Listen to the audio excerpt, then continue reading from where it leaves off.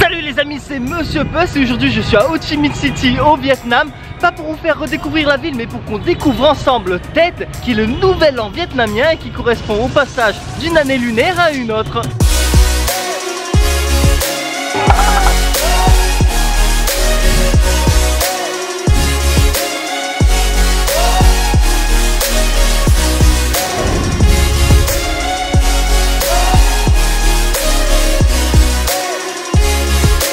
Bon, juste pour être clair, je vais pas vous expliquer ce qui est Tet, on va juste découvrir ensemble ce qui se passe avant et pendant le nouvel an vietnamien. Commençons par le commencement, les décorations. Parce que des décorations il va vous en falloir, donc il vous faut l'arbre de Tet, tous les petits trucs qu'on pend, enfin il y a toute une panoplie de choses quoi. Ici c'est l'arbre de Tet du sud, là l'arbre de Tet du nord et ici c'est la forte densité de 2 roues sur les routes de Saigon. Sérieux, moi tous ces magasins qui vendent des décorations pour Tet en bord de route, mais je trouve ça trop beau, franchement c'est magnifique. Le Vietnam c'est aussi ça, vous voulez ouvrir un business, achetez un 2 roues.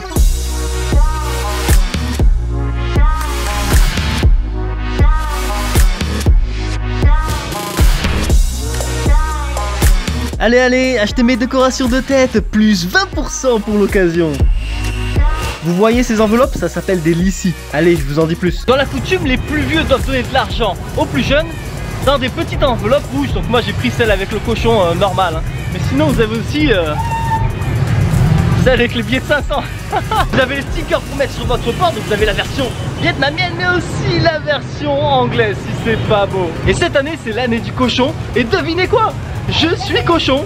Mon signe astrologique chinois est cochon. Mais si c'est pas beau ça, sérieux.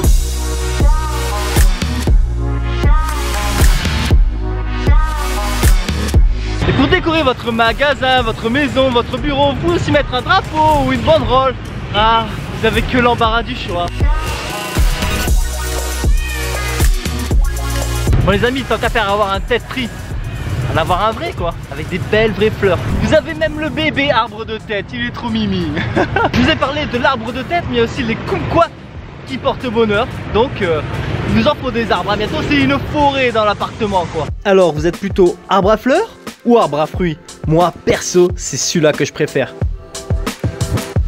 Pour la petite histoire, les fleurs roses du Tet Tree sont principalement utilisées comme décoration dans le nord du Vietnam. Et dans le sud vous trouvez principalement les fleurs jaunes. Allez, celui-là il a été adjugé, vendu et bientôt livré. Maintenant s'il y a bien quelque chose qu'on peut pas enlever à Tet, c'est les fleurs. Et il y en a de partout et c'est trop beau. Elles arrivent toutes par bateau. Regardez ça. Là si je fais voler le drone, je vous fais tous péter un câble.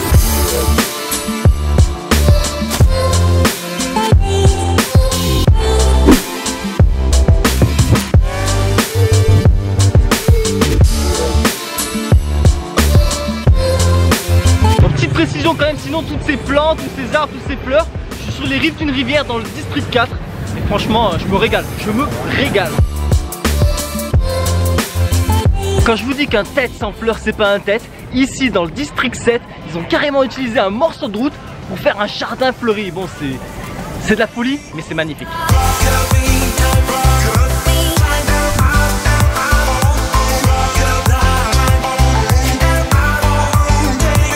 Et dans ces beaux jardins fleuris, beaucoup de monde vient faire des photos, moi-même inclus.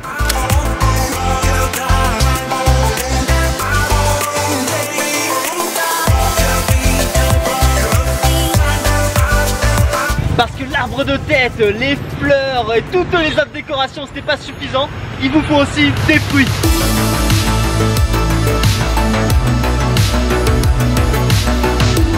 Alors, elles vous ont plu les pastèques, mais sachez que ce n'est pas qu'un seul type de fruit qu'il vous faut. Vous avez besoin d'un plateau de 5 fruits minimum, car selon la tradition, cela représenterait les 5 éléments primaires qui sont le bois, le métal, l'eau, le feu et la terre. Et sinon, regardez ça, c'est le fruit le plus chelou que je connaisse. Il est surnommé les doigts de Bouddha.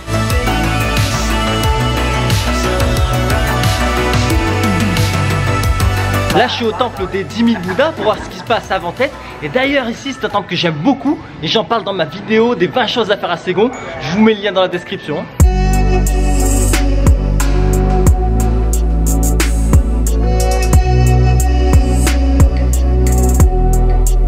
Au temple, ce que j'ai pu remarquer, c'est qu'avant tête, il y a pas mal de monde qui vient prier ou se recueillir, mais la grosse différence, c'est toute cette nourriture en offrande. Il y a entre autres du riz cuit, des fruits, etc., etc. Et il y a aussi beaucoup plus de bougies et de gros bâtons d'encens qui brûlent. Une autre tradition durant le tête, c'est la danse du lion, donc on va aller voir les jeunes s'entraîner. Très généralement, c'est dans les écoles de Kung Fu que s'enseigne la danse du lion. Et croyez-moi, pour les avoir vus s'entraîner, c'est clairement quelque chose de pas facile. Moi, perso, niveau danse, je crois que je vais m'en tenir au slow.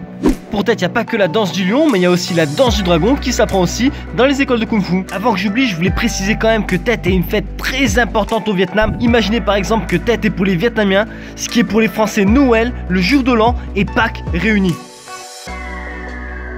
Une autre tradition, c'est de s'acheter des nouveaux vêtements, mais que vous ne porterez pas avant le premier jour du nouvel an lunaire. Donc les filles, encore une excuse pour aller faire du shopping. Non, je plaisante, je vous taquine. Sinon à Saigon, si vous voulez des habits de mode et pas cher, je vous l'ai déjà dit, Nguyen Chai Street.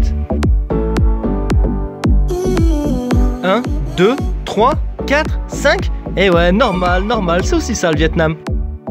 Sinon, une autre tradition pour Tết, c'est qu'il faut nettoyer sa maison pour qu'elle soit propre pour la nouvelle année. Et moi, vu que je voulais que ça fasse bien sur la vidéo, un bon avant-après, ben j'ai foutu le bordel chez moi. Oui, je sais, qu'est-ce qu'on ferait pas pour 10 vues en plus, hein?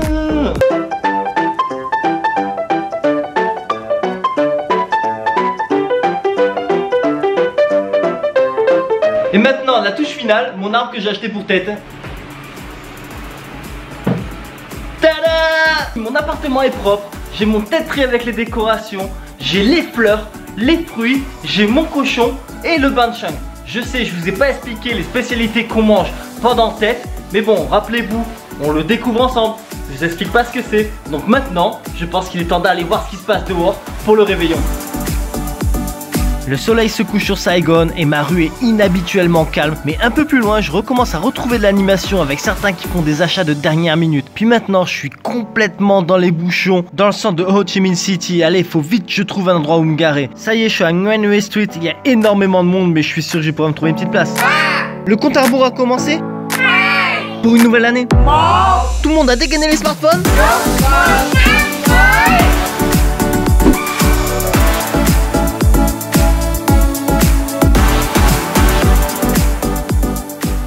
Et bonne année les amis, j'ai envie de dire plutôt bonne année lunaire hein. Donc aujourd'hui c'est le premier jour de Tết qui s'appelle Mung Mok.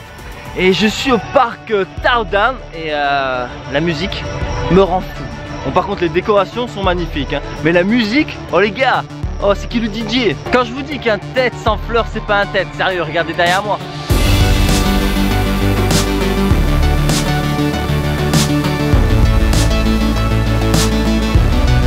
Je sais ce que vous vous dites, parc plus fleurs égale photo. Oh regardez cet arbre de Tête comme il est beau, comme il est fleuri.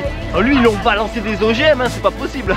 Non mais sinon aussi cet arbre là, pamplemousse ou pomelo, ce que vous voulez. Non mais regardez comme il est chargé, lui aussi, OGM, obligé. Vous avez vu les cochons derrière moi, mais est-ce que vous avez grillé le grand méchant loup?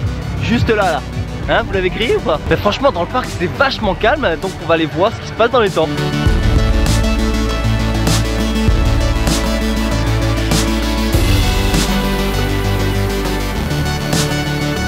Ce matin les routes sont super calmes, ça fait plaisir de bien rouler. Par contre je suis pas au bout de mes surprises. Là je viens d'arriver à un temple à Chinatown et c'est de la folie le monde qu'il y a, c'est un truc de malade.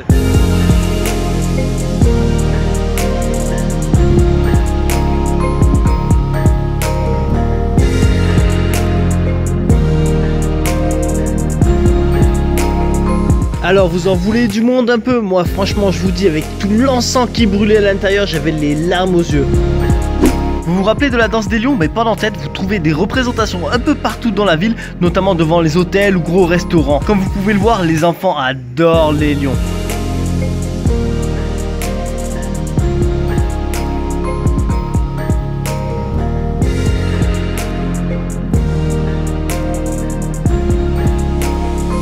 Allez, maintenant, c'est au tour du dragon.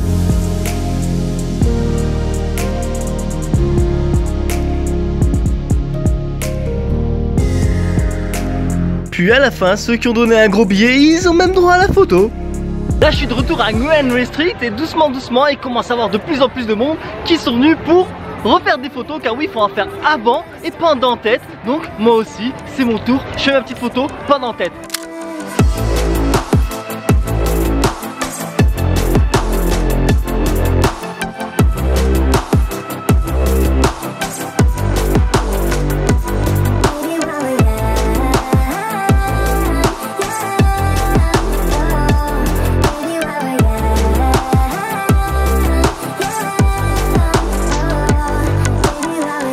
nouveau jour se lève, une semaine vient de passer, les deux roues reprennent le dessus et la période fériée de tête est terminée. Les amis, c'est la fin de cette vidéo qui vous a donné une petite idée de ce qu'est tête.